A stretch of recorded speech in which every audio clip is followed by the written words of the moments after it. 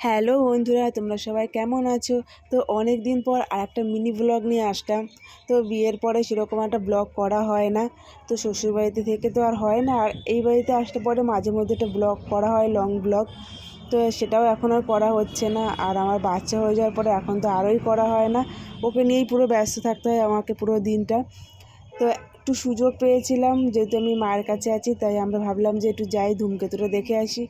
আমরা বিয়ের পরে একবারও মুভি দেখতে যাইনি, তো এটাই আমাদের ফার্স্ট টাইম বিয়ের পরে যাওয়া। আর আমি ট্রামেও কলেজ লাইফ থেকে কোনো দিন চড়িনি, বহু চেষ্টা করেছি কলেজ লাইফ থেকে ট্রামে চড়ার, কিন্তু কখনো কোনো সুযোগই হয়ে ওঠেনি যে ট্রামে চড়বো।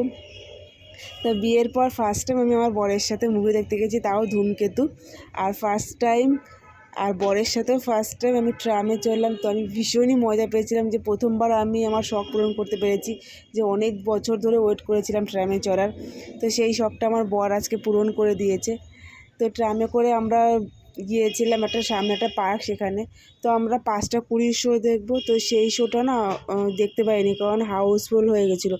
মুভিটা এতটাই ভাইরাল হয়েছিল যে টিকিটই পাওয়া যাচ্ছিল না, দুদিন আগে থেকে মানুষ টিকিট বুক করে রেখেছিল। তো 8টার শো সেরকম একটা কেউ দেখে না, অত রাতের শো। তা ভাবলাম যে 8টার শোই আমরা দেখবো, তাই আমরা 8টার শো দেখেছিলাম।